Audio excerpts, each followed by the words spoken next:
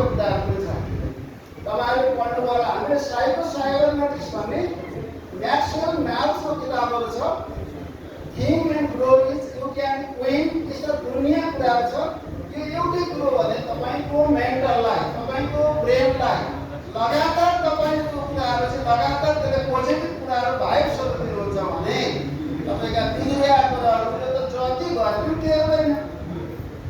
म यत्रो दुःख दिन्छु, राहुले मङ्गललाई ग्रह सबै ग्रह राम्रा छन्, सबै ग्रहहरू समय खराब गुरुले पछि व्याख्या गरिहाल्नुमा, तर जति गरे पनि टेरेन भनेपछि समय पनि एकदम सुध्रिँदै जान्छ। त्यसकारण तपाईँ नआत्तिनु होला, आत्तिनु भने यी कुराले हामीले परामर्श दिनुपर्ने चाहिँ हाम्रो दायित्व हुन्छ।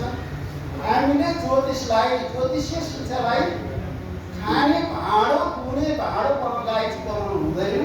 त्यसलाई हामीले आम पब्लिकलाई, आम मानिसलाई जो सेवा लिन आउँछ, सेवा लिने मान्छेलाई हामीले उसलाई चाहिँ सकारात्मक गरेर हौसला लिएर पठाएको दुःखै पाउने राम्रै आएको छ भने उसलाई पुरै हतोत्साहित गरेर पनि धर्म हामीले लिइरहेको हुँदै। अब यस हाम्रो आजको जुन हाम्रो कृष्णमूर्ति ज्योतिष परिषद दोस्रो बैठक साथीहरू छ, यहाँहरूको कर्मगति अतिथिजीहरू आउनुभएको छ। यहाँले आफ्नो अमूल्य समय दिनुभएको छ, उहाँलाई हार्दिक पुनः स्वागत गर्दछु, धन्यवाद पनि दिन चाहन्छु दिन्छु र यहाँहरू सबैलाई पुनः धन्यवाद दिन्छु। र हाम्रो यो पहिलो सत्र होला, त्यसपछि हाम्रो दोस्रो सत्र हाम्रो सुरु हुन्छ, त्यसमा उपस्थित हुनेछौँ। त्यहाँ फेरि आफ्नो कुराहरू हामी सबैले आफ्नो अब यो स्वागत गर्नुहोला, नाना थरीको कुरा गर्न थाल्यो भन्ने छ।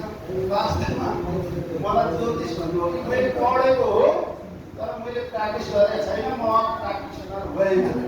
सबभन्दा बुढो त भन्नाले उता चाहिँ बस भनेर बसिदिएको कि बुझ्नु छैन।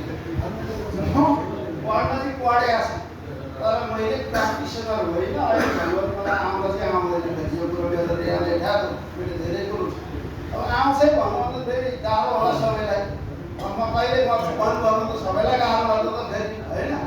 यी कुरा त सबै सर्वज्ञाता त कोही हुँदैन, तर कमसेकम गुरुले जति हाम्रो पढेको छ त्यति जान्ने हो भने ठुलो कुरो हुन्छ भन्ने छ।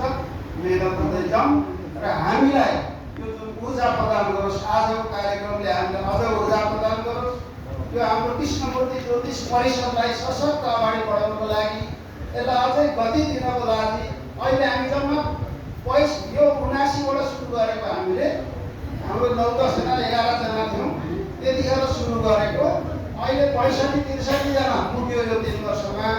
तर लगभग गुरुले र अमर गुरुले वर्षमा लगभग धेरैजनालाई पढाउनुहुन्छ र त्यो समूह पनि हामीले सदस्यता पनि आजीवन सदस्यमा साधारण सदस्य हामीले थप्दै जाउँ, यो सङ्ख्यालाई बढाउँदै जाउँ। यसलाई हामीले चाहिँ समाजमा चाहिँ हामी सेवा दिन्छ चाहिँ हाम्रो स्थान छ। सेवा दिने ठाउँमा सेवाकाई जो लिन आउनुहुन्छ हाम्रा चाहिँ अब चाहकहरू भनौँ, उहाँहरूलाई राम्रो किसिमले चित्तबुझ्दो किसिमले उहाँलाई खुसी बनाएर हौसला दिएरै पठाउँ। बिग्रेकै समय आएको रहेछ भने पनि उहाँलाई बिग्रेकै समय बताउँदै नआत्तिनु सकारात्मक किसिमले दिएर पठाउँ। यो कृष्णमूर्ति ज्योतिष पद्धतिप्रति सबैलाई हामीले प्रचार गरौँ, राम्रो किसिमले जाओस्, यसको चाहिँ जय भएर जाओस्। र हामीले वैदिकका गुरुहरूसँग पनि बसेर उहाँहरूलाई पनि यो छलफल, उहाँहरूसँग बहसका कामहरू हामीले गर्नुपर्छ। उहाँहरूसँग टक्कर गर्ने, उहाँहरूसँग हामीले प्रतिशोध गर्ने, प्रतिद्वन्दी गर्ने काम नगर्ने काम गर्दैन। वैदिक गुरुहरू सबै हामी मिलेर यसलाई सँगसँगै सहकारीले अगाडि जानुपर्ने हुन्छ। र संस्थालाई अगाडि बढाउनु सबैको अमूल्य समय होस्। उपस्थिति अब कति भएको छ आज यसपालिको हाम्रो गुरुमाता होइन, गुरुमाताहरूको उपस्थिति अलिकति राम्रै भनेर ठिकै देखिरहेको छ। धेरै भन्न त हामीले मिलेन अझै, त्यही पनि अझै अब विभिन्न समयको बावजुद पनि अब समस्याको बावजुद यति आएका छौँ। त्यसैले हामीले ठुलो उपस्थिति मानौँ र उहाँहरूले ठुलो स्वयं हजारौँ उपस्थिति लिएर आउनुभएको छ। उहाँहरू तिनीहरूको पनि रसपारा भन्दै हुनुहुन्छ। यो भर्खर जन्मेको हो। अब यो प्रक्रियामा चाहिँ राम्ररी सशक्त भइसकेको छैन यो। त्यसले गर्दा भोलिका दिनमा धेरै जान्छ र धेरै हजारौँ सङ्ख्या पनि बडा सङ्ख्या मात्रै थप्ने होइन, जति छ त्यसमा चाहिँ हाम्रो एउटा चाहिँ त्यसप्रति प्रतिबद्धता हुने खालको समूह पनि सङ्ख्यामा भन्दा पनि क्वालिटीमा हामीले बढी दिने गर्नुपर्छ र